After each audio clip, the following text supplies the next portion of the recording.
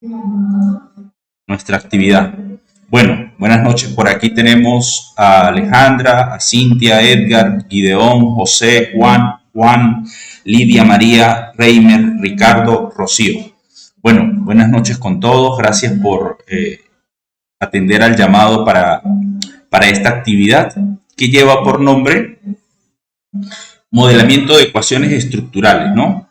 Un poco lo que vamos a intentar hacer en este webinar es hacer, digamos, un recorrido por esa metodología, porque realmente cuando nosotros hablamos de ecuaciones estructurales nos estamos refiriendo a una metodología y también vamos a mirar un poco por qué o bajo qué características de mi investigación yo pudiera usar esta metodología.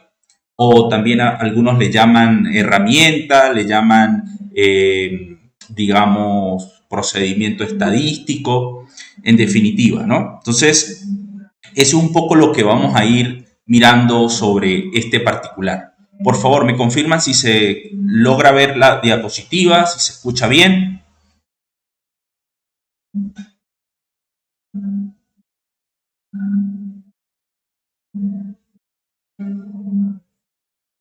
¿Aló? No se ve la diapositiva. No se ve, pero sí se escucha bien, ¿verdad? Sí se escucha bien. Sí se escucha bien. Ok, entonces vamos a compartir ya nuestras diapositivas. ¿Me confirman? ¿Ahora sí se logra ver? Sí, ahora sí. Vale, muy bien. Entonces, vamos a conversar sobre esto, ¿no? Sobre, digamos, qué limitaciones tienen las técnicas que generalmente nosotros vamos usando, correlación, regresión, y por qué deberíamos incorporar o por qué es necesario incorporar esta metodología de modelo de ecuaciones estructurales.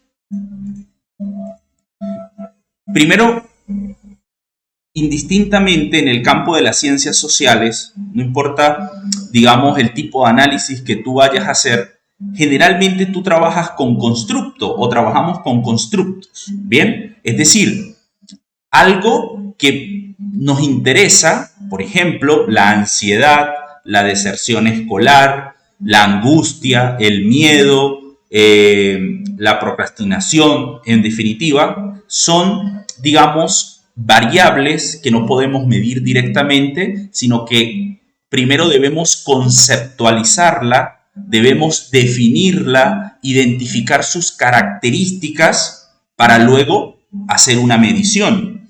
Y luego con esa medición nosotros podemos tomar algunas decisiones para hacer uso de ella. Bien, entonces esto hay que tenerlo muy presente y en ecuaciones estructurales esto es clave, es central. Bien, entonces vamos a mirar aquí un ejemplo con el que nos vamos a mover durante los distintos, digamos, los distintos ejemplos que vamos a ir presentando. Entonces, por ejemplo, supongamos lo siguiente, que nosotros queremos estudiar el esfuerzo de los estudiantes, ¿sí? El esfuerzo de los estudiantes. Queremos estudiar la competencia autopercibida, cómo se autoperciben ellos en términos de competencia. Y vamos a tener otra variable que se llama el resultado académico en matemáticas. Entonces, estamos hablando de la percepción sobre el esfuerzo de los estudiantes. ¿En qué área? En matemáticas, porque necesitamos centralizar, ¿no? O puntualizar, contextualizar. Entonces, el esfuerzo percibido por los estudiantes en matemáticas, las competencias autopercibidas en matemáticas y el resultado que se obtiene en matemáticas. Bien, esas son, digamos, tres variables. Lógicamente, cuando nosotros hablamos del esfuerzo, quizá alguien puede decir, bueno, el estudiante se esfuerza mucho, se esfuerza poco, pero la pregunta es, ¿cómo medimos el esfuerzo? ¿Cómo vas a medir el esfuerzo? ¿Verdad? ¿Cómo vamos a medir la competencia autopercibida. ¿Será que con un ítem es suficiente o hay que ocupar una escala?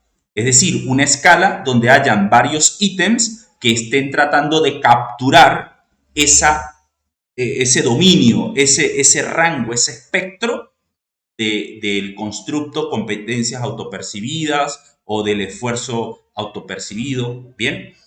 En cambio, por ejemplo, resultado académico, nosotros podemos decir, bueno, vamos a tomar como el resultado final que se obtiene en una evaluación o en un periodo. ¿Listo? O sea que ahí no es necesario hacer muchas preguntas. Tú te vas al registro del estudiante y obtienes ese valor, ¿no? Entonces, si nos ponemos a ver, aquí tenemos un constructo y aquí tenemos otro constructo. Ahora la pregunta es, ¿qué puedo hacer yo con ellos? Yo los puedo relacionar, yo los puedo comparar, yo puedo hacer un modelo predictivo. Bien, entonces ahí es donde entra en juego la línea de investigación. Indistintamente del área que nosotros estemos trabajando o que nos interese, siempre va a haber antecedentes. Siempre de alguna manera va a existir literatura vinculada a nuestra área. Entonces, si nosotros nos ponemos a ver aquí, el ejemplo que estamos presentando es un ejemplo que muy bien pudiera estar en la parte de educación, pero si tú usas variables psicológicas, pues estarías en el área de psicología. Si tú usas variable de cualquier otra área, pues estarías dentro de esa área. Y lo interesante de esto es que la misma idea se aplica para todos, solo en contextos distintos. Entonces, esa línea de investigación me permite a mí mirar antecedentes investigativos. Los antecedentes investigativos, pues bueno, lo que me van a facilitar o lo que me van a permitir es mirar cómo se ha trabajado o cómo se pueden trabajar estas tres variables. ¿Listo? También pueden ser dos o puede ser una. ¿Por qué estoy colocando tres? Que digamos que serían como las mínimas. Porque cuando nosotros usamos ecuaciones estructurales ya es una técnica multivariante. Entonces necesitamos tener varias variables. ¿Bien? Otra cosa que la línea de investigación a nosotros nos va a facilitar es que también hay variables de interés. Otras variables que yo, cuando estoy planeando mi investigación, yo pudiera decir, mira, hay otras variables que también han sido consideradas y de repente yo no las tenía en el radar, pero por medio de esa revisión me doy cuenta que pudiera ser interesante incorporarla. Eso es un aporte que nos va dando la línea de investigación. Otro, el análisis estadístico. Entonces, por ejemplo, cuando uno revisa los antecedentes, de repente se da cuenta que generalmente se trabaja el esfuerzo y las competencias a través de una correlación. O de repente correlacionan todas esas variables. O de repente el esfuerzo, la competencia, los resultados lo estudian según el género, según el nivel educativo, según el turno que cursa el estudiante. Bien, entonces nos vamos dando cuenta que estas variables han sido estudiadas con varios enfoques. O de repente me doy cuenta que estas variables ya han sido evaluadas, ¿verdad? En parte en un modelo predictivo o en un modelo explicativo. Entonces, insisto, la línea de investigación me va dando esa orientación. Entonces, noten lo importante aquí que va siendo la revisión de los antecedentes, pero no solamente la revisión de los antecedentes como para ver quién ha hecho otras cosas. Sí, eso es importante, pero también ver cómo han llevado a cabo los análisis, qué otras variables han incorporado, cómo han hecho digamos, esos análisis que se han realizado, cuáles han sido los objetivos.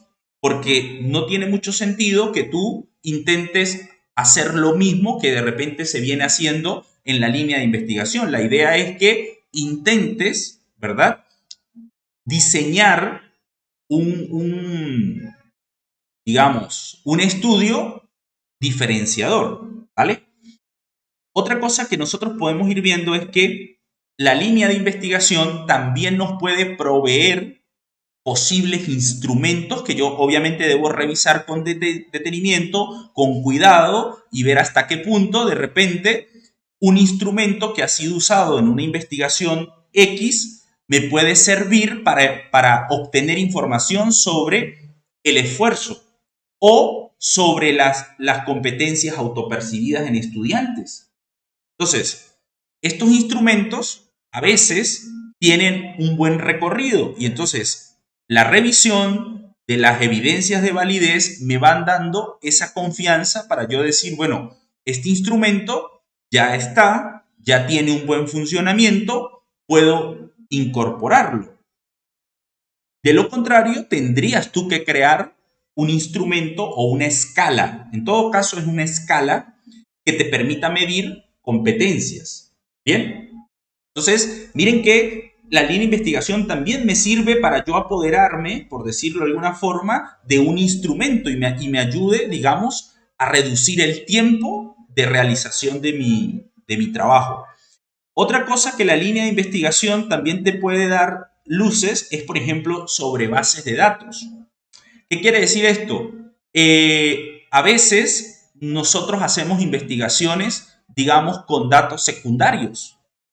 Es decir, nos vamos a una base de datos de algún Instituto Nacional de Estadística o del Banco Interamericano de Desarrollo o de un Ministerio de Educación. En definitiva, datos que tú no has levantado. Entonces, también la línea de investigación, dentro de eso, digamos, cúmulo de antecedentes, yo puedo ir obteniendo esos detalles. Ojo, no quiere decir que siempre tienes que buscar datos secundarios, no. Obviamente tú también puedes construir tu instrumento y aplicarlo, ¿no? Datos primarios, pero esto es una posibilidad, una opción que nos puede ofrecer la línea de investigación. Entonces, una vez que yo hago toda esta revisión, teniendo en cuenta mis constructos de interés, ya los tengo focalizados. Es decir, yo ya no voy a ir a ver qué hago, no, ya tengo unos constructos, ya tengo unas variables y ya tengo, digamos, un posible análisis que pueda hacer. Entonces, cuando hemos hecho énfasis en la revisión de la literatura, porque si ustedes notan, lo que hemos hablado anteriormente tiene que ver con la revisión de los antecedentes, también tenemos que tener muy en cuenta, y esto es fundamental, el constructo, cómo ha sido definido el constructo. Nuevamente, les dije hace un momento que, por ejemplo, yo puedo conseguir instrumentos en otras investigaciones que me ayuden a medir el esfuerzo o me ayuden a medir las competencias autopercibidas. Pero ¿qué sucede? Estos instrumentos muchas veces han conceptualizado de una manera quizá distinta a la tuya. Por tanto, debes tener cuidado y en la medida de lo posible leer el instrumento original, no el instrumento de repente que usaron en tal artículo, porque generalmente ese artículo usó el instrumento de alguien. Entonces, ¿cuál es la recomendación aquí? En la medida de lo posible, buscar el instrumento original del autor, del creador. ¿Por qué? Porque en el artículo o en el trabajo de este creador, yo voy a entender cómo ha sido conceptualizado ese constructo. Y por eso le colocamos aquí a un lado el constructo. ¿Por qué? Porque puede ser que el instrumento que tú conseguiste en ese antecedente tenga que ver con estudiantes universitarios. Pero resulta que tú estás con estudiantes de primaria o estás con estudiantes de bachillerato o estás con educación adultos, ¿no? Entonces puede ser que hayan cambios, que hayan variaciones. Por eso hay que, en la medida de lo posible, revisar el instrumento original. ¿Para qué? Para yo poder obtener, digamos, una mirada detallada del instrumento y, por supuesto, del constructo. ¿Por qué?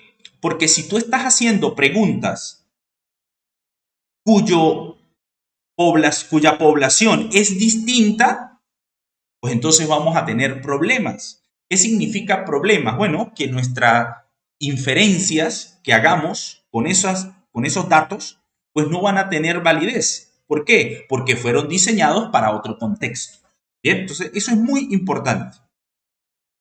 Otra cosa que nosotros tenemos que tener claro es lo siguiente. Observen que aquí tenemos el constructo esfuerzo, el constructo competencia. Entonces, si ustedes observan aquí en este diagrama, esto se llama un modelo reflectivo. No voy a caer en detalles aquí, pero lo que quiere decir esto es que aquí hay un constructo que se llama esfuerzo que está siendo medido con estos ítems. Que aquí hay otro constructo que se llama competencia que está siendo medido con todos estos ítems. ¿Listo? Entonces, si ustedes observan, a esto le hemos puesto uso de toda la información. ¿Qué quiere decir? Que en este tipo de análisis que tú vayas a hacer, estás usando toda la información. En otras palabras, estás dándole relevancia a cada uno de los ítems. Pero si usted nota en la parte inferior, dice uso o promedio, uso del promedio o la suma. ¿Qué quiere decir? Observen que aquí hay un rectángulo único y que le hemos puesto el nombre de esfuerzo. Este esfuerzo, ¿cómo se transformó todo esto en esto? ¿Cómo se transformó? Bueno, básicamente sumé o promedié todas las puntuaciones, las respuestas que me dieron aquí, aquí, aquí, aquí y obtuve un total. Lo mismo para competencia. Todas las respuestas que me dieron los participantes para yo los promedio y obtengo como una puntuación total que me va a representar todo este constructo. ¿Listo? Esto es importantísimo, muchachos, tenerlo en cuenta. Entonces, noten, yo tengo dos formas de trabajar este constructo, con toda la información o a partir de la reducción, a partir del promedio, a partir de la suma. Noten que el resultado, lo que habíamos dicho, la nota, la calificación, es una variable única. ¿Por qué? Porque, bueno, básicamente es una calificación. Ahora, si usted observa al lado inferior izquierdo, va a notar que aquí hay un óvalo. Eso se conoce como variable latente. Y esto forma parte del lenguaje de ecuaciones estructurales. Entonces, si usted observa, el esfuerzo es una variable latente. ¿Por qué? Porque está dentro de un óvalo, dentro de un círculo, o puede ser una elipse. No importa. Lo mismo para competencia. Competencia también es una variable latente. Y uno dirá, ¿pero qué es una variable latente? Un constructo. ¿Y qué es un constructo? Una variable que tú no puedes medir directamente. Por ejemplo, el esfuerzo o la competencia. Ahora, si nosotros miramos en la parte inferior, van a notar que hay un rectángulo y dice variable observada o variable observable. Y van a notar todos estos rectángulos que están aquí, incluso los que están aquí, ¿no? Que forman parte de los ítems. Entonces, ¿qué significa una variable observada? Bueno, básicamente es la variable que me va a dar la información. Es decir, la variable latente esfuerzo, yo no voy a poder obtener información con ella directamente. Yo voy a obtener voy a obtener información de ella por medio de ¿quién? De los ítems. Y los ítems, ¿por qué son variables observadas? Porque tú vas a tener una respuesta, vas a tener una puntuación que te va a dar o que te van a dar los participantes. ¿Listo? Entonces, a ver, esto hay que tenerlo muy en cuenta porque es lo que se hace comúnmente. ¿Qué es lo que se hace comúnmente? Por ejemplo, ¿Qué es lo que se hace comúnmente? En las tesis, ¿no? En las tesis, ¿qué es lo que se hace comúnmente? Ya voy mostrando un poco el empalme de lo que vamos haciendo normalmente y de lo que se tiene que hacer con ecuaciones estructurales o cómo es que nosotros pensamos esta metodología. Entonces, por ejemplo, miren, ¿qué hacemos nosotros? Vamos a usar el ejemplo de competencia, ¿no? Aplica igual para esfuerzo, pero lo vamos a hacer con competencia. Entonces, por ejemplo, competencia. Tengo 4 ítems, tengo las distintas opciones, tengo los distintos, digamos, porcentajes de respuestas o de señalamientos según los estudiantes. Ok, mira, aquí tengo una descripción del constructo, pero noten, estoy usando toda la información. Es decir, cada uno de los ítems para mí es importante, pero noten lo que está abajo. ¿Qué hay abajo? Abajo lo que hay es un resumen de lo que está arriba. ¿Listo? ¿Y por qué esto también es importante tenerlo en cuenta? Porque, por ejemplo, ustedes cuando leen algunos trabajos y dicen, vamos a correlacionar o ver si la competencia está relacionado con el esfuerzo. Generalmente, usted observa que la competencia la trabajan como una sola variable. ¿Pero por qué? Porque previamente han hecho un promedio de todas las puntuaciones o de todas las respuestas que componen a esa variable. Entonces trabajan es con la variable totalizada o la variable promedio o la variable suma. Y estas son las variables que correlacionan por medio de Pearson, de Spearman, a las que le sacan el supuesto de normalidad, en fin. Entonces, por favor, tengan en cuenta eso, ¿no? Que yo puedo usar toda la información donde me interesa todos los ítems o puedo usar una información comprimida, resumida por medio de un promedio o de una suma. Ahora, alguien puede decir, bueno, Raúl, ¿y qué es mejor? ¿Usar toda la información o usar la variable resumida? Entonces, ahí yo respondería, depende. ¿Pero depende de qué? Bueno, depende de tu objetivo, pero también depende del tipo de análisis que tú vas a hacer. Ya vamos a ir recorriendo eso para que lo vean. Entonces, ¿qué otra cosa yo puedo hacer, por ejemplo, con esa variable competencia? ¿Qué puedo hacer yo con esa variable competencia? Por ejemplo, puedo hacer una comparación de grupos. ¿Listo? Comparar grupos. Entonces yo puedo usar la T de Student, la U de Matt Whitney, o si tengo más de 3 grupos, más de 2 grupos, ¿no? Digamos, 2 grupos sería la U de Matt Whitney o la T de Student para 2 muestras independientes. O puedo usar también, si son 3, 4, 5 grupos, puedo usar ANOVA de un factor o puedo usar Kruskal-Wallis, ¿no? Todo lo que es estadística paramétrica, no paramétrica. Pero en definitiva, miren dónde está aquí competencia. Noten que competencia, si nosotros seguimos la lógica que hemos venido manejando, me está hablando es de la variable resumida. Me está hablando es que cuando yo hago comparación, yo no trabajo con los ítems individuales, sino que yo trabajo con el promedio, con el resumen, porque es mucho más fácil. Es mucho más fácil. ¿Vale? Ok. Ahora, si yo quiero correlacionar, entonces observen. Cuando nosotros decimos que quiero correlacionar, por ejemplo, observen esto, el esfuerzo con la competencia, cuando dice determinar el grado de relación que tiene el esfuerzo y la competencia en el área de matemática, en estudiantes, en fin. Básicamente lo que tú estás haciendo es esto. Y mira, hay una hipótesis. Porque cuando tú haces una correlación, hay una hipótesis de por medio. Entonces, igual, cuando tú tienes, por ejemplo, vamos a suponer el esfuerzo y el resultado. Yo quiero ver si el resultado se correlaciona con el esfuerzo. Ahí también hay una hipótesis. Y básicamente, ¿cómo resuelves tú esto? Con un Pearson o con una correlación de Spearman o cualquier tipo de estas correlaciones. Pero observen algo importante. ¿Qué información están usando o qué información usamos? Una información, digamos, promedio, una información resumida de todo lo que constituye esfuerzo o competencia.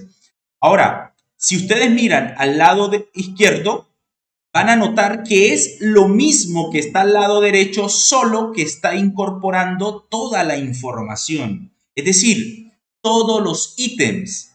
Y aquí la idea es la misma, correlacionar este constructo o esta variable latente con esta otra variable latente. Bien, y aquí ya tú no estás correlacionando, digamos, variables observadas, como en este caso. Aquí tú estás correlacionando constructos, estás correlacionando variables latentes. Y ya aquí comienza la idea de ecuaciones estructurales. Entonces, si hiciéramos una definición, digamos, un uso rápido de ecuaciones estructurales, ¿cuál sería? Nosotros usamos ecuaciones estructurales cuando nos interesa trabajar con el constructo completo. ¿Listo? Observen, al lado derecho no es necesario trabajar con ecuaciones estructurales porque básicamente estamos trabajando con variables comprimidas, con promedio. En cambio, el lado izquierdo sí necesitamos usar ecuaciones estructurales porque estamos trabajando con el constructo o con los constructos. ¿Bien? Ahora, esta es otro análisis que es muy común. Por ejemplo, el que está al lado izquierdo. Al lado izquierdo, ¿qué es? Cuando tú haces una regresión, ya sea una regresión múltiple, cuando sea una regresión logística, un logi, cualquier tipo de regresión, tú siempre vas a tener, digamos, dos grupos. Vas a tener el grupo de variables independientes y vas a tener la variable dependiente.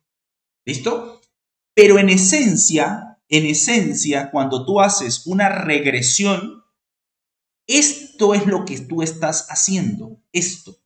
Entonces, por ejemplo, ¿qué estoy diciendo aquí? Ojo, en una regresión, ¿trabajando con quién? Con variable totalizada, variable comprimida, por decirlo de alguna manera. ¿Qué estoy diciendo? Que el esfuerzo tiene una relación o tiene un efecto, tiene un impacto sobre el resultado. Pero también hay otra hipótesis aquí. ¿Cuál? Que la competencia está relacionada, está asociada ¿con quién? Con el resultado que obtienen los estudiantes. Tú puedes meter más variables aquí, ¿no? Tú puedes meter muchas más variables si tú quieres, ¿no? Pero la idea es exactamente la misma. Tratar de ver cuánto del resultado se explica producto de las variables independientes. Ahora, pasemos al lado izquierdo. ¿Qué notan ustedes al lado izquierdo?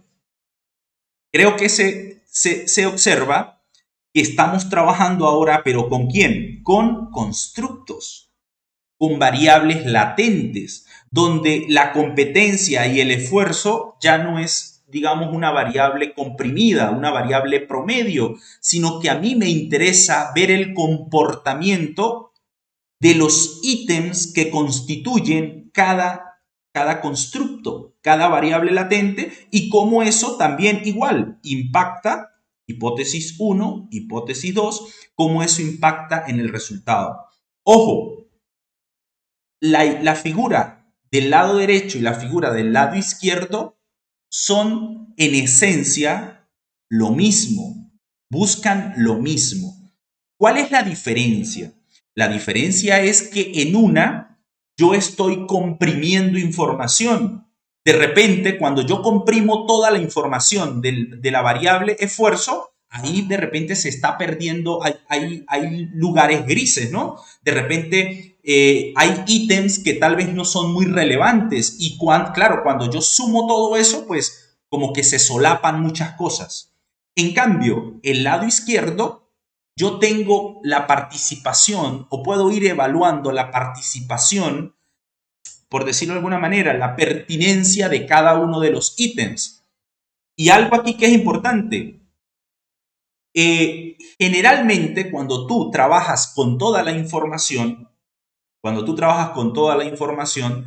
los resultados tienden a ser menos sesgados. Entonces, ¿qué es o cuál es la recomendación? Que si tú estás trabajando con constructos, la idea es que trabajes la variable en su naturaleza. Que evitemos en lo posible promediar. No quiere decir que eso está mal. Lo que pasa es que a veces promediamos una cantidad de ítems sin haber evaluado previamente la calidad de esos ítems para medir ese constructo. Alguien me puede decir, no, pero Raúl, dijiste hace un momento que de repente yo en la literatura puedo conseguir una escala que permita medir la competencia autopercibida de los estudiantes en matemáticas y bueno, yo me la estoy trayendo porque allá ha sido usada. Entonces, yo también ahí preguntaría, ajá, ¿y cuál ha sido estadísticamente la evidencia de que esos ítems funcionan bien? No, que los autores usaron el alfa de Cronbach, allá va. Lo que pasa es que el alfa de Cronbach no sirve para eso. Ah, no, pero es que usaron, por ejemplo, análisis factorial, hicieron análisis psicométrico. Ah, perfecto. Ahí sí vamos a mirar qué pasó. ¿Listo? ¿Por qué? Porque se tiene la confusión, muchachos, de que tú haces 20 ítems como si fuera para una lista para el mercado, cebolla, papa, cilantro, en fin, ¿no?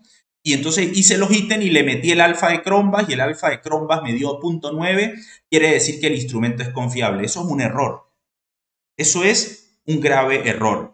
Yo los invito para que vean, ¿no? Por ejemplo, evidencias de validez de instrumentos con análisis factorial. Esa es la técnica que te va a permitir, digamos, reportar evidencias. El alfa de Cronbach es un coeficiente muy limitado que se usa ya al final, no como, a ver, es una condición necesaria, pero no suficiente. ¿Listo? Entonces, hay que tener mucho cuidado con esto, muchachos. Hay que tener mucho cuidado porque hay mucha desinformación. Entonces, repito, si tú tienes constructos, lo ideal es que uses una técnica estadística que trabaje con constructos.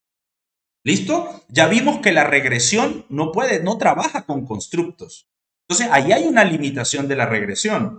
La correlación de Pearson o Spearman o cualquier tipo de correlación no trabaja con constructos. Entonces, ahí hay una limitación. ¿Bien? Entonces, hay que tener mucho cuidado con eso. Seguimos. Observen este otro modelo. Miren, por ejemplo, si ustedes ven, aquí yo tengo competencia, que fue el constructo que ya habíamos comentado, esfuerzo, y aquí tenemos la otra variable observada. Y ahora, miren la configuración que tenemos aquí.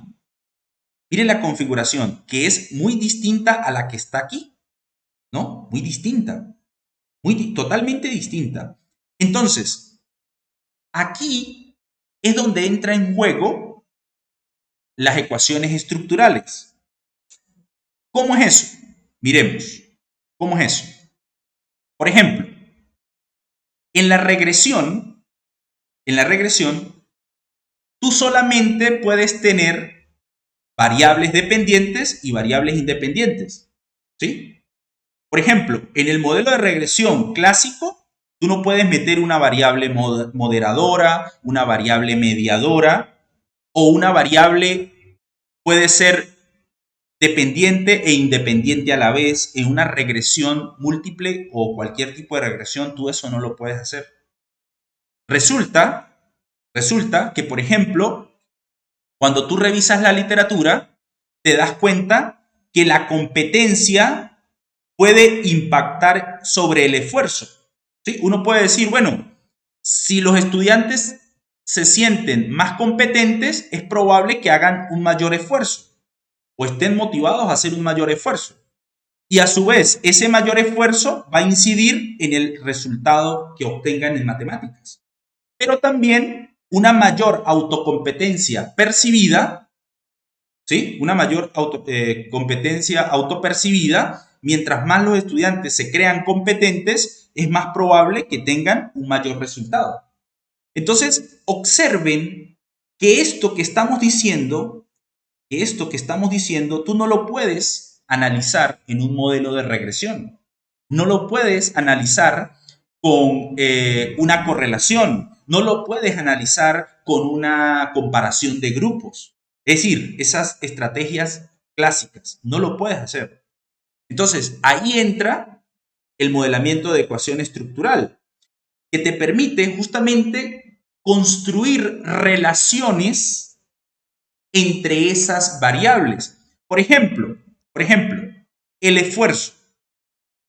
El esfuerzo es una variable dependiente e independiente a la vez. ¿Listo? ¿Por qué? Porque de competencia le llega una flechita, pero también sale de esfuerzo una flechita para resultados. ¿Listo? Esto también se le puede llamar que el esfuerzo es una variable mediadora, que el esfuerzo media la relación entre competencia y resultado. Bien, entonces esas ideas, esos objetivos, esas intencionalidades analíticas no las puedes llevar a cabo con las técnicas clásicas. Ojo, ¿y qué estamos usando? Toda la información. Ya sabemos por qué estamos usando toda la información. Ahora, miren, ¿y cómo se conoce esto? Esto se conoce como modelo de regresiones estructurales. Ahora, ¿será, Raúl, que yo puedo hacer esto mismo pero con variables observadas? Sí. ¿Qué son variables observadas? Recuerden, la suma. Si ustedes observan esto y esto, al menos en términos de variable, es lo mismo, ¿no? Es lo mismo.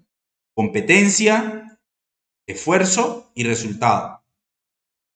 Pero, ¿qué los está diferenciando? Que no estás usando toda la información, pero la estructura es la misma. Ahora, a esto se le conoce como path análisis o diagrama de rutas, de senderos, definitiva. Igual. Este modelo que tenemos aquí con un path análisis no lo podemos trabajar, no lo podemos llevar a cabo en una regresión, tampoco. La regresión tampoco te permite trabajar constructos. La regresión múltiple no te permite hacer eso. No lo puedes hacer. ¿Bien?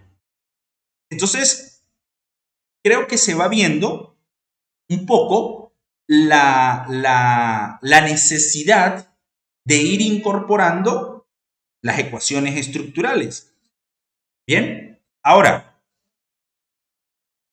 vimos un recorrido por las distintas cosas que yo puedo hacer con los constructos, ¿no? Vimos que yo puedo estar interesado en el constructo donde uso toda la información, o puedo estar con el constructo donde me interesa es el promedio o la suma. Y ya vimos un poco las fortalezas y las debilidades que se pueden ir teniendo. Ahora, cuando nosotros ya hablamos de modelamiento de ecuación estructural, en general se le conoce como SEM.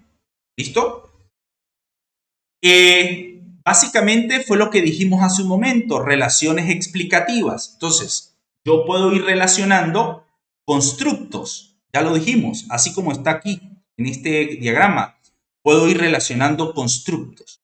Y hay dos tipos de modelamiento de ecuación estructural. Hay un modelamiento que se le conoce como ecuaciones estructurales basado en la covarianza y otro basado en la varianza. ¿Listo? Son dos metodologías. Ahora, cada una tiene un enfoque totalmente distinto, metodológicamente es totalmente distinto, a nivel de cálculo, a nivel de planteamiento, es totalmente distinto. ¿Bien? Pero busca lo mismo. Ojo, permite relacionar constructos. Bien, En lo que nos ocupa ahorita, vamos a ver una de las que es más comunes. Ojo, no significa que PLS-SEM no tiene bastante auge en el mundo del marketing, en la parte de los negocios, en la parte empresarial, tiene bastante uso. En las ciencias sociales está agarrando fuerza, pero una de las que está catapultada, por decirlo de alguna manera, es CBSEM, ¿no? Ecuaciones estructurales basadas en la covarianza. Ahora, ¿qué significa eso? ¿Qué significa esto? Porque aquí hay toda una lógica, ¿no? Lo mismo, una herramienta que permite estudiar relaciones entre variables, relaciones explicativas, así como está aquí, ¿no?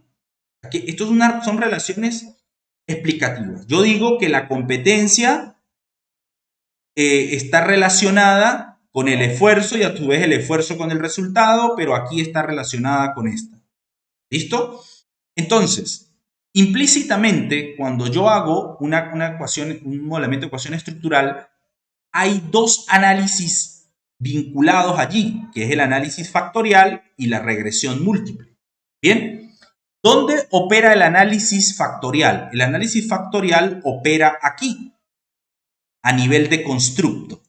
¿Listo? A nivel de constructo opera el análisis factorial. ¿Dónde opera la regresión múltiple? Aquí. Es decir, la relación entre esos constructos o entre esas variables latentes. ¿Bien? Digamos, es un poco la mecánica del cálculo. Ahora, ¿cuándo yo puedo usar CBSEM? Cuando el enfoque es confirmatorio. ¿Qué quiere decir un enfoque confirmatorio? Bueno, yo tengo un modelo conceptual. ¿Qué es un modelo conceptual? Bueno, es un modelo teórico que tú has construido, ¿verdad? De esa revisión teórica, por supuesto, y que de alguna manera tú dices, a priori, que ese modelo debería ajustarse a los datos que tú vas a levantar por medio del instrumento. ¿Bien? Y a su vez, a ti te interesa confirmar las hipótesis, porque ese es el objetivo, confirmar estas hipótesis que están aquí, porque son las hipótesis de la investigación, son las hipótesis de trabajo. Y estas hipótesis, aquí tengo que decir algo, digamos, bastante claro, no se construyen de la nada. Estas hipótesis no son un sueño, algo que tú cerraste los ojos y dijiste, bueno, yo como que voy a relacionar esto con aquello y esto lo relaciono para este otro lado y meto esto otro aquí. No, no. Tú debes construir un argumento teórico del por qué. Ojo con esto. Debes construir un argumento teórico de por qué competencia está asociado con esfuerzo. Es decir, esta hipótesis de trabajo es un argumento explicativo del por qué. Bien, no es una cuestión que a veces la gente piensa que es una cuestión de un valor. Sí, el valor es la evidencia empírica, pero tú necesitas un sustento teórico para ello.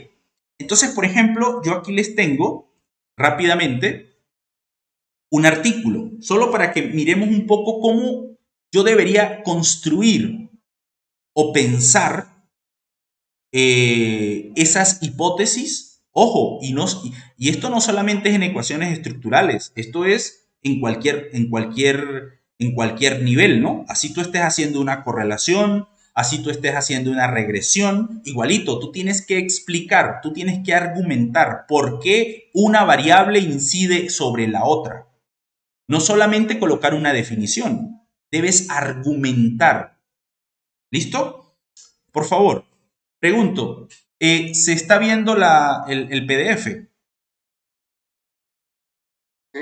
Ok, vale. Entonces, miremos lo siguiente. Aquí básicamente están trabajando el rol, el papel de la innovación, ¿no? Sobre el desarrollo de la ventaja competitiva. ¿Listo? Entonces, Miren, lo bonito de modelamiento de ecuaciones estructurales es que generalmente en los artículos o en los libros, tú siempre vas a ir a buscar el grafiquito, el diagrama. Miren dónde está el diagrama. Entonces, por ejemplo, ¿qué están observando ustedes? Miren, aquí te dice, ¿no? Diagrama conceptual. Entonces, esto es un modelo teórico, a priori, que estos investigadores construyeron a partir de la revisión de la literatura. Entonces, por ejemplo, ellos están diciendo que la gestión del conocimiento tiene un impacto sobre quién, sobre la innovación. Eso es lo que están diciendo. Que este capital intelectual tiene un impacto sobre la innovación. Que esta capacidad organizacional tiene un impacto sobre la innovación y que esta cultura organizacional tiene un impacto sobre la innovación. Miren las hipótesis donde están. 4 hipótesis. ¿Y por qué está en signo positivo? Bueno, está diciendo que todas ellas tienen una relación positiva ¿con quién? Con la innovación. Pero luego podemos ver que dice que la innovación tiene una relación con la ventaja competitiva. Miren, y ahí está la otra hipótesis. Ahora la pregunta es, ¿cómo estos autores, ojo, y esto es la lógica que tú tienes que seguir siempre que estés interesado en construir un modelo de ecuaciones estructurales, un modelo? Raúl, ¿cuántos constructos? Porque ahí veo que está conocimiento, capital intelectual, organizacional, cultura, innovación. Ahí veo que hay 6. ¿Y yo puedo trabajar con 3? Claro. ¿Puedo trabajar con 2? Claro. No hay ningún problema. Pero la lógica es la misma. Ahora, observen lo siguiente, muchachos. Miren lo que ellos colocan, ¿no? El marco conceptual, en todo caso, este es el modelo conceptual del estudio. ¿Cómo ellos hicieron para decir que la gestión del conocimiento se relaciona con la innovación de manera positiva? ¿Cómo? Entonces, cuando tú comienzas a leer el artículo,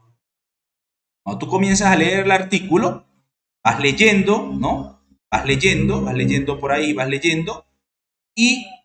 vas leyendo, vamos a ver aquí, miren, miren, miren dónde comienza. Gestión del conocimiento. Y su link, su relación con innovación. Pero ¿por qué de una vez, digamos, lo detallan? Porque es, o sea, el argumento que yo voy a construir, bueno, quiero decir, los autores, el argumento que los autores van a construir es para explicar el por qué ellos consideran que gestión del conocimiento tiene un impacto sobre la innovación. Y ustedes pueden ver que aquí comienzan a hablar, ¿no? Citar autores, es decir, comienzan a argumentar, van argumentando. ¿Y a qué creen ustedes que llegan? Miren, en este sentido, proponemos la siguiente hipótesis. La hipótesis 1, ¿no? Gestión del conocimiento tiene una relación positiva con la innovación. Que esa era ¿cuál? Esta que teníamos aquí. ¿Listo? Esta es la primera. Si usted sigue leyendo el artículo, ahora ¿con quién viene? Con capital intelectual y su vinculación con la innovación. Siguen leyendo y ¿a qué llegan? Miren, la otra hipótesis. ¿Qué quiere decir eso? Que cada una de las hipótesis, cada una de las relaciones que nosotros establezcamos dentro del modelo, por ejemplo, si tú llegas y haces algo como esto y dices que esta es la hipótesis 6, necesitas construir un argumento teórico. Y en ese argumento teórico, así como mostramos los de hace un momento, debes mostrar el por qué la gestión del conocimiento tiene un impacto directo o está relacionada con la ventaja competitiva. Lo tienes que construir. Entonces, este es un buen artículo que me gusta bastante porque te lo va mostrando poco, digamos, poco a poco, ¿no? Entonces, para que noten que un modelamiento de ecuaciones estructurales no es un dibujo libre. ¿Qué quiere decir eso? Que yo pongo a tirar flechas para todos lados, constructos, meto aquí, meto allá, y mientras el modelo sea más complejo, pues yo, uy, bacán, esto es lo máximo. No. ¿Por qué? Porque necesitas un soporte teórico para cada una de esas cosas. Y si tú no tienes el soporte teórico, pues sencillamente el que te revise tu trabajo te lo va a poner a un lado, porque te falta argumento. Ojo, una hipótesis es, tienes tú que mostrar teóricamente por qué. Tienes que construir un argumento. Miren, por ejemplo, este otro estudio. Aquí hay otro estudio, ¿listo? Y miren, aquí hay otro modelito, miren, otro modelo, miren, otro modelo. Entonces, la resiliencia, aquí tienen la autoeficacia, aquí tienen el optimismo y aquí tienen el bienestar psicológico. ¿Listo? Ahí está. Entonces alguien puede decir, bueno, Raúl, ¿y por qué yo quiero? Anoche me soñé que aquí para acá había una flecha y me soñé que aquí también había otra flecha y me soñé que para acá había otra flecha. Pero ¿cómo eso? ¿Y quién le dijo eso en el sueño? No, Morfeo. No, eso no sirve. Tienes que construir, tienes que buscar teoría que te permita sustentar esto. Si tú no consigues esa teoría, ¿verdad? Pues no puedes hacerlo. ¿Por qué? Porque en un modelamiento de ecuaciones estructurales CBSEM, el que estamos hablando, debe tener un soporte teórico. Debes construir un argumento del por qué. Esto es fundamental, muchachos. Entonces, si ustedes comienzan a leer esto, pues se van a dar cuenta que ellos, miren, pero ¿de dónde aparecieron esas hipótesis? No fue que chaqueaste los dedos y aparece, ¿no? No. Mire que hay todo un argumento, hay toda una construcción de revisión. Entonces, el modelamiento, hacer un estudio que contenga modelamiento de ecuación estructural, el 95% es un trabajo teórico. El 5% es trabajo, digamos, estadístico, de hacer el modelito, de hacer las cuentas. El 95% es un trabajo de argumento teórico. Bien, entonces, no es como a veces las personas nos llegan a las asesorías y dicen, mira, aquí tengo unos datos, tengo una variable, tírate un modelo de ecuaciones estructural con eso. No, ya va. ¿Por qué no lo puedes hacer? Porque ¿cómo sabes tú que vas a conseguir argumento teórico para el posible modelo que vas a lograr construir desde ahí? Entonces noten que el modelo está primero. ¿Por qué? Porque tú levantas los datos en función de ese modelo. No es al revés. No es al revés. Entonces aquí también hay que tener mucho cuidado con eso. Listo. Y mira, aquí hay las otras hipótesis. Ahí hay 4 hipótesis.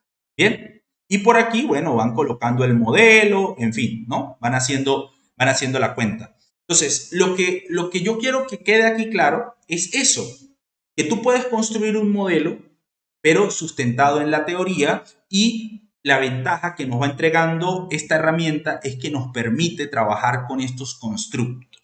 Bien, seguimos. Las dudas, escuché el chat, yo las contesto ahorita al final, es decir, abro un espacio para las preguntas y todo lo demás, ¿vale? Entonces, como ya dijimos, el modelamiento de ecuación estructural es una metodología, entonces cuando tú, luego que ya tú tienes el modelo, lo que dijimos hace un momento, construir el modelo, tener un modelo sólido teóricamente, es el 95% del trabajo.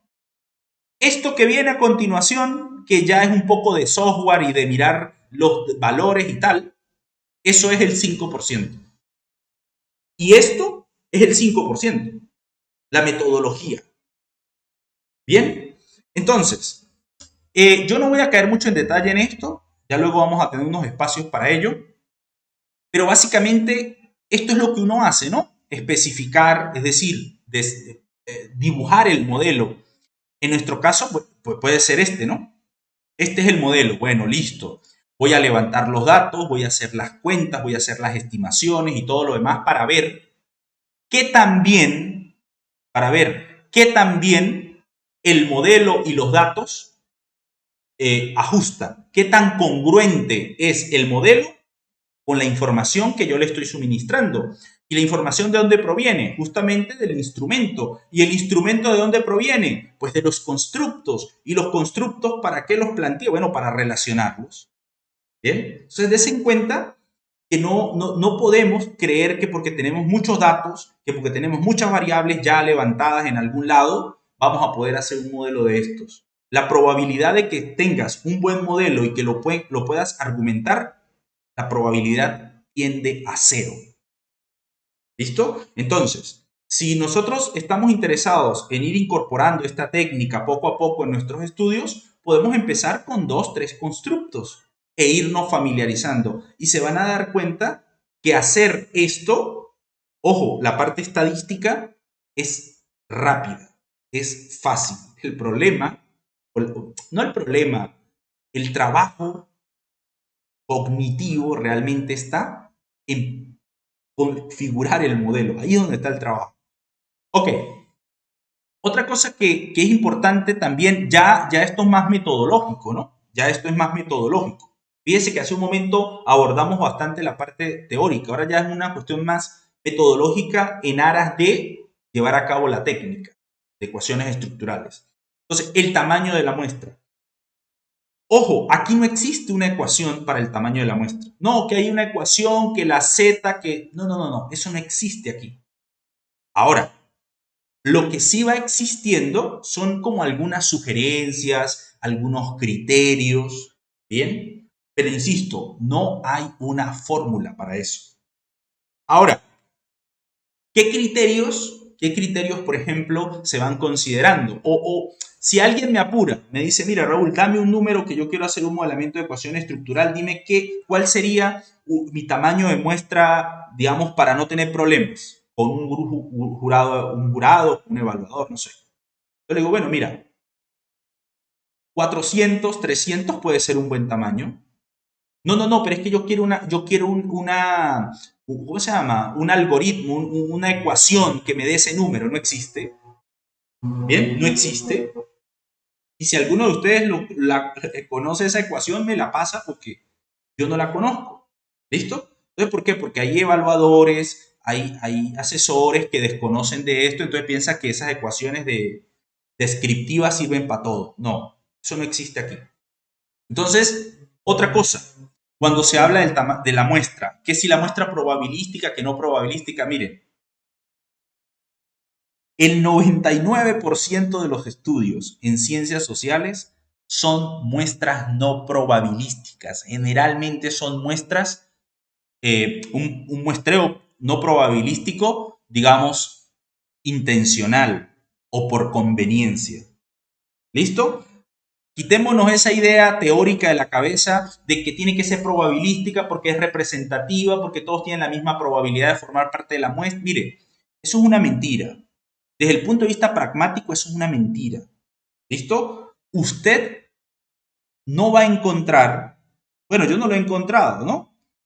Un artículo de ecuaciones estructurales que te diga que usó una muestra probabilística. Después discutimos eso. Pero eso no sucede. Eso no sucede. ¿Listo? ¿Por qué? Porque para tú tener una muestra probabilística debes tener acceso a toda la población, conocer ese marco poblacional.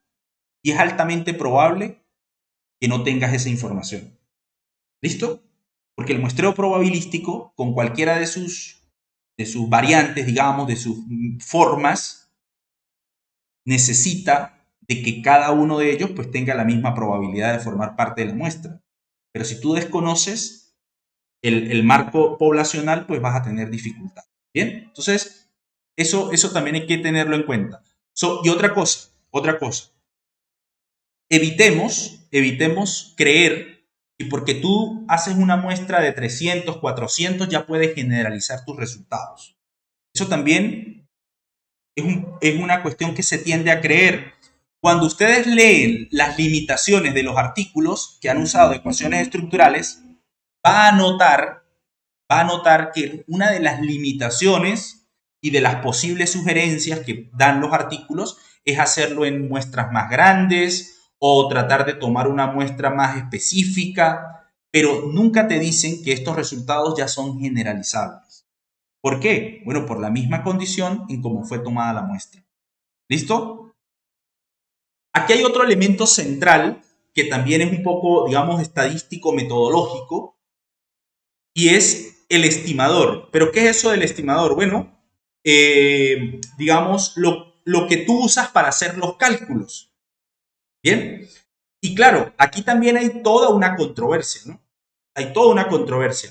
Que si el supuesto de normalidad multivariado inferencial, que si la simetría, que si la curva, un montón de cosas que yo no voy a discutir ahora, ¿no? Pero gracias a Dios y gracias a nuestra revisión, quiero decir, la revisión de uno como investigador y ustedes como investigadores, pueden encontrar artículos donde a partir de la simulación te van diciendo, ok, mira, hay ciertas restricciones, pero no es necesario una camisa de fuerza. Hay flexibilidades y que tú puedes ir argumentando. ¿Listo? Entonces, claro, esto ya es una discusión para otro espacio. Pero nosotros tenemos varias maneras de estimar esto, varias maneras de hacer los cálculos en ecuaciones estructurales. Y lógicamente siempre hay que decirlo. Es decir, tú tienes que en tu informe señalar a detalle cuál fue el método que usaste y todo lo demás. ¿Listo? Que eso es otro aspecto que hay que tener en cuenta. Entonces, a ver, mire, este es el mismo modelo que nosotros teníamos al inicio. Entonces yo ya hice el cálculo, ya tenemos todos los resultados, ya está todo ahí. Ahora la pregunta es, piense lo siguiente, que esto es lo que importa, ¿no? Esto es lo que importa aquí ya a nosotros como digamos, investigadores, ¿no? La pregunta crucial, el modelo estructural, o sea, este modelo que yo tengo aquí en ese marco blanco, ¿ese modelo se ajusta a los datos? Entonces, aquí se derivan dos preguntas. La primera pregunta que usted debe responder. No se puede responder la que está en morado primero. Tienes que responder primero la que está en verde. Bien. Entonces, la primera pregunta es, ¿cómo es la evaluación global?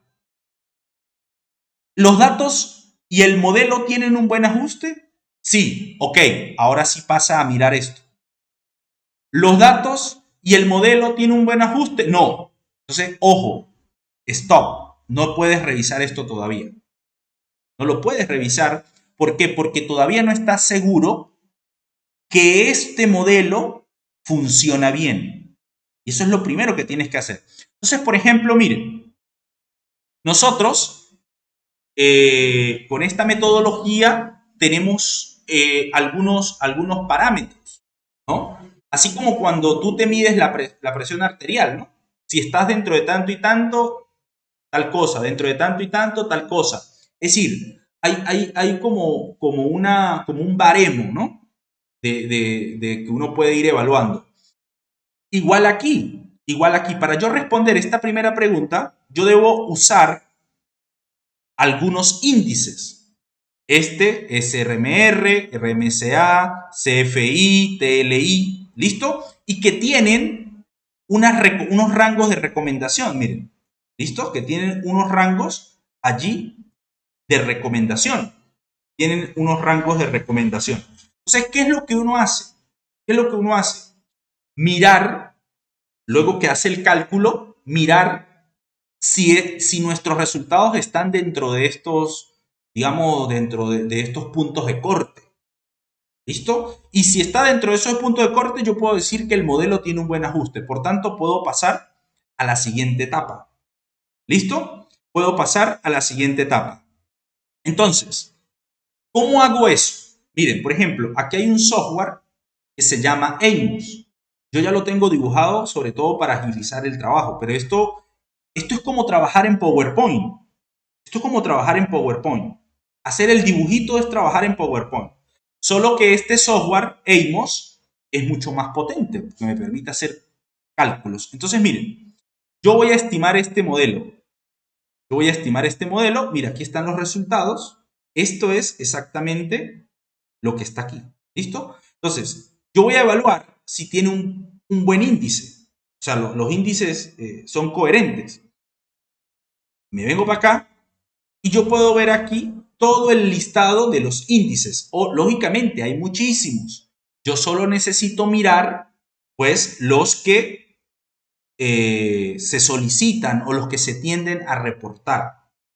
Eso es otra cosa. Usted puede ver un listado de 20, 30 índices, así como salen aquí, pero resulta que no todos se reportan. ¿Por qué? Bueno, porque hay unos que tienen mejor comportamiento que otros. Y otra cosa que yo le suelo decir a las personas, mira, primero, para uno familiarizarse con esto debe ver artículos que han hecho esta técnica. Y a medida que tú vas, y no un artículo, ¿no? Ni dos artículos, por lo menos unos 20 artículos para uno tener más o menos una referencia. Entonces, eso es lo que te permite a ti ir teniendo criterio para tomar una decisión. Entonces, ¿qué significa de ir teniendo un criterio? Bueno, tú te das cuenta que la mayoría, la gran mayoría reporta son estos índices que estamos señalando aquí. El 99% reporta estos índices. ¿Por qué? Bueno, porque tienen un buen comportamiento y bueno, ¿listo? Ya eso lo comentamos después. Pero eso es lo que nosotros entonces buscamos aquí. Lo que nosotros buscamos aquí. Y una vez que yo he logrado tener un buen ajuste, entonces evalúo ahora sí de manera focalizada. Pero ¿qué significa de manera focalizada? Me interesa es evaluar esta hipótesis y esta hipótesis. ¿Y dónde tengo yo esos resultados? El software también me los entrega. Aquí me entrega con sus p-valor, con sus estimaciones no estandarizadas, con sus estimaciones estandarizadas, que yo puedo reportar y luego colocar ya sea en una tabla o en un discurso escrito, mis resultados. ¿Listo? Otra cosa, no hay ningún problema de que esta hipótesis no se mantenga. Es decir, que la hipótesis que tú planteaste como investigador no se cumpla. Puede ser que no se cumpla con los datos, eso no significa que está mal, ¿no? Ahí ya tendrías tú que, bueno, argumentar o tratar de argumentar por qué, ¿no? Y justamente eso puede formar parte de una limitación. ¿Listo? Entonces, esos son los aspectos, muchachos, que nosotros podemos ir haciendo. Alguien también puede decir, bueno, Raúl, ¿y por qué no trabajas esto en R? Claro, nosotros podemos trabajar esto en R, pero ¿saben qué sucede? Que trabajar en R, voy a abrir un momentico a ver qué tengo yo aquí. Mire, por ejemplo, ¿no? Trabajar en R implica tener algo como esto, ¿no? Tener algo como esto.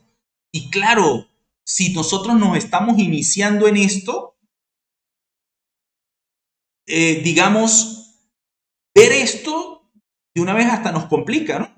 Nos puede alejar. Ah, pero si yo uso esta forma más didáctica, más pedagógica, pues quizá yo voy entendiendo más esto y ya luego que me he apropiado de la metodología, que me he apropiado de los términos pertinentes de la metodología, ya de repente me puedo ir a aventurar a hacer eso en R. Pero claro, en R yo necesito aprender un par de cosas adicionales. Entonces imagínese usted aprendiendo R, pero no a un nivel básico, porque si tú vas a trabajar con ecuaciones estructurales con R, no vas a comenzar con un montón de cosas que se supone ya tú debes saber. Entonces fíjense, por eso yo le digo a la gente, ¿aprendes una cosa o aprendes otra? Entonces, ¿cuál es la idea? Aprender una bien y luego tú puedes pasar a otro escenario. Dicho también esto de otra manera, no hay que desmeritar los resultados arrojados en Amos de R. Son muy similares. Esto yo se lo digo porque yo lo he hecho muchas veces. Yo trabajo con ambos software e incluso yo generalmente comparo los resultados de uno con el otro y son similares. Son extremadamente similares. Entonces, no nos hagamos, ojo, no estoy diciendo que no usemos R, no, R tiene unas potencialidades que Amos no tiene. Pero insisto, si tú estás iniciando con esta metodología, lo mejor es que la aprendas bien, digamos, que aprendas a pensar sobre esta metodología, sobre esta herramienta, sobre todo lo que implica y después sí te aventuras a otro software. ¿Listo? Entonces, esa es un poco la recomendación que yo les doy para que no digamos, no, vámonos R y tal. Está bien, pero si tú no manejas los conceptos, si tú no tienes claridad de todo esto, no hay software que valga porque la frustración va a ser grande. Eso yo le aseguro la cuestión. Mire, ahora bien, un poco ya para cerrar y atender los comentarios, las dudas, las inquietudes de ustedes. Hay unos textos, por ejemplo, este de Schumacher, este de Klein, estos son buenos, son unos textos bastante buenos.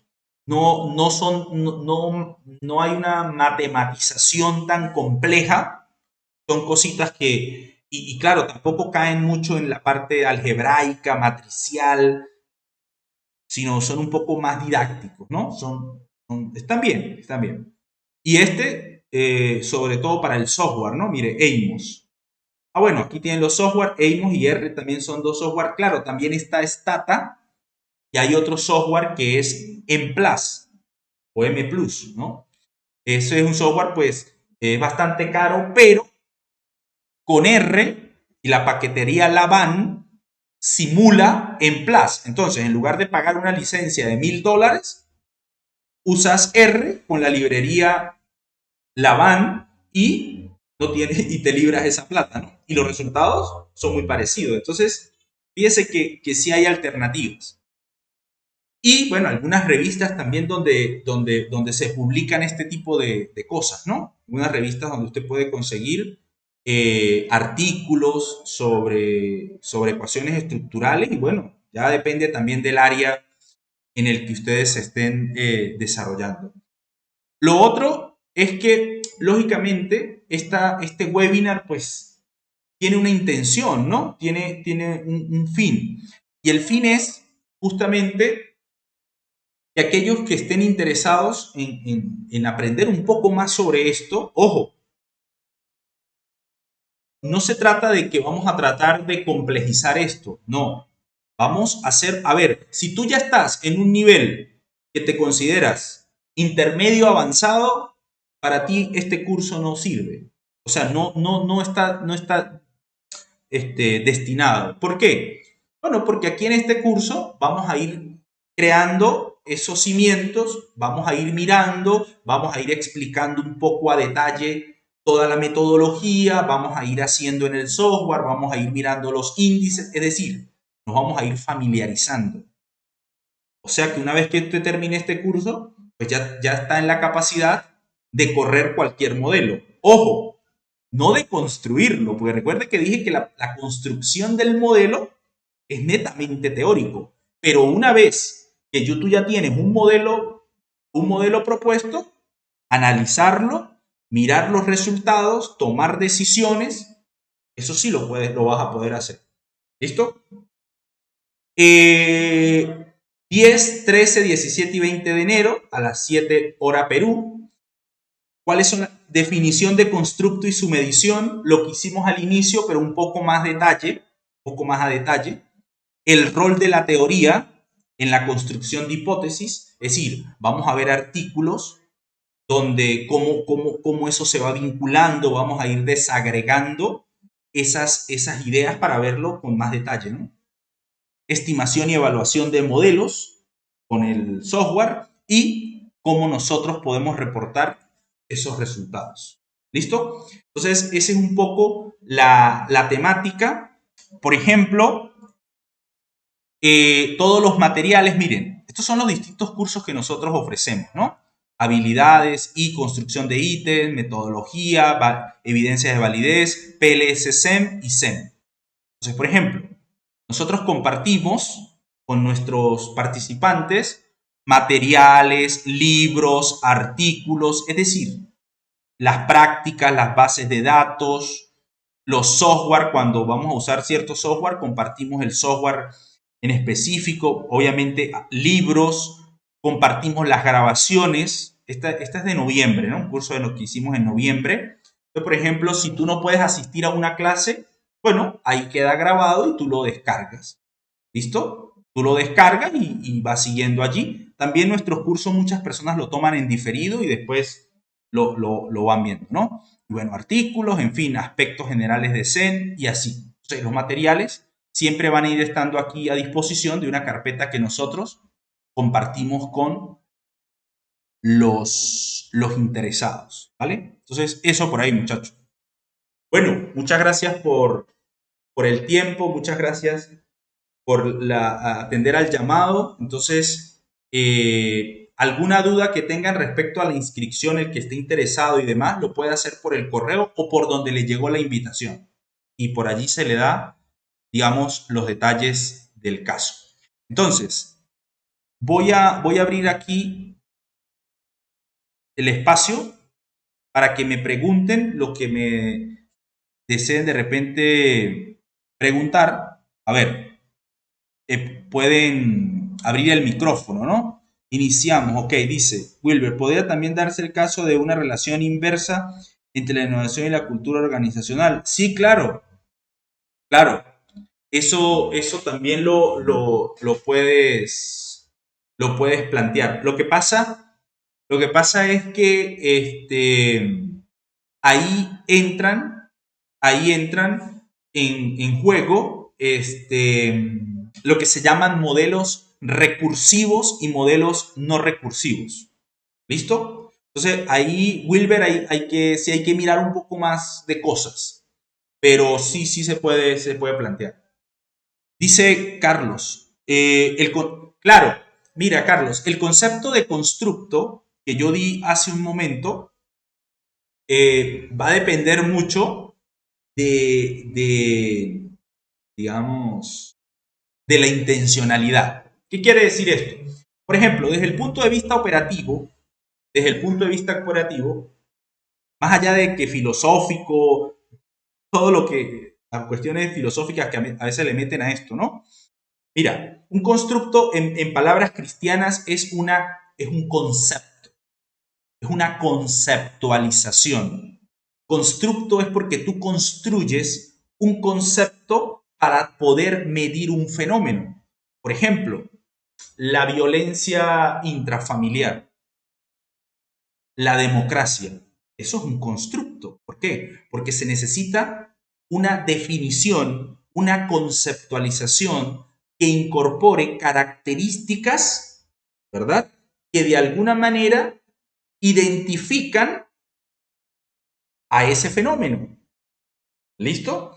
Entonces, claro, cuando uno lo ve desde el punto de vista estadístico, ya es algo mucho más específico, ¿no? O cuando usted lo ve desde el punto de vista filosófico, ya ahí comienza también un montón de cosas, pero en general es eso, ¿no? Es un concepto, es una conceptualización que el investigador desarrolla para poder medir algo que no se puede medir directamente, como por ejemplo la democracia.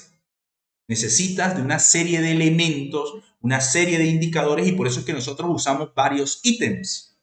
Para usted medir la democracia en un país, no basta con decir su país o preguntar, ¿no? ¿Considera del 1 al 10 que su país es democrático? ¿O del 1 al 10 cuán democrático es su país? Realmente es muy limitado la información que tú estás obteniendo, ¿no? Quizás tendrías que conceptualizar qué elementos configuran, si es que la democracia es multidimensional o si es unidimensional. Entonces, eso por ahí. Mira, a ver, no sé si, Carlos, y siempre es necesario, claro, Carlos nos pregunta con escala Likert. Bueno, es una forma, ¿no? Es una forma de medir. Y que es un poco lo más general cuando nosotros evaluamos percepciones, cuando evaluamos de repente comportamientos, ¿no? Entonces, claro, porque, digamos, es una manera más rápida, ¿no? Es una manera más rápida que nos permite obtener información. Más rápida y más barata, ¿no? Más barata. Ok. Bueno, no sé si alguien de repente quiere activar su micrófono, de repente hacer una pregunta un poco más, ¿verdad? De repente puntual o si están trabajando en esto, en fin. Si no hay más preguntas, si de repente todo queda claro, pues bueno, lo dejamos hasta aquí. Lo invitamos a que si se interesan por esta actividad, pues pueden participar. Arrancamos el día 10, ¿listo? La otra semana. Y bueno, es cuestión de ir aprendiendo, ¿no? Porque esta es una herramienta que ahorita se está usando mucho. Primero, ¿por qué? Porque ya casi todos tenemos computadoras, ya se puede acceder a software, ya es mucho más rápido. ¿Bien? Entonces, esa es una ventaja. Y lo otro es que nos permite estudiar eh, digamos, relaciones un poco más reales, un poco más reales. De repente no todo en la vida es X impacta Y, pero de repente X puede ser impactada por Z y a su vez por M. Entonces en los modelos tradicionales, en los análisis tradicionales o clásicos, yo eso no lo puedo hacer. Y con estas técnicas sí lo puedo hacer. Por ejemplo, notaron que trabajar con el constructo completo, ver digamos, la importancia, el aporte que va teniendo cada ítem. Eso en un promedio, en una variable promedio, yo no lo puedo ver. Bien, entonces, fíjense que sí puede ser interesante, ¿no? Vale, muchachos. Entonces, como no hay más preguntas, a ver, la grabación de la charla de hoy, ¿la pueden ver? Sí, yo les voy a compartir nuevamente, bueno, la invitación y les doy acceso a la grabación. Listo, muchachos. Entonces, lo dejamos hasta aquí. Muchas gracias a todos nuevamente y bueno.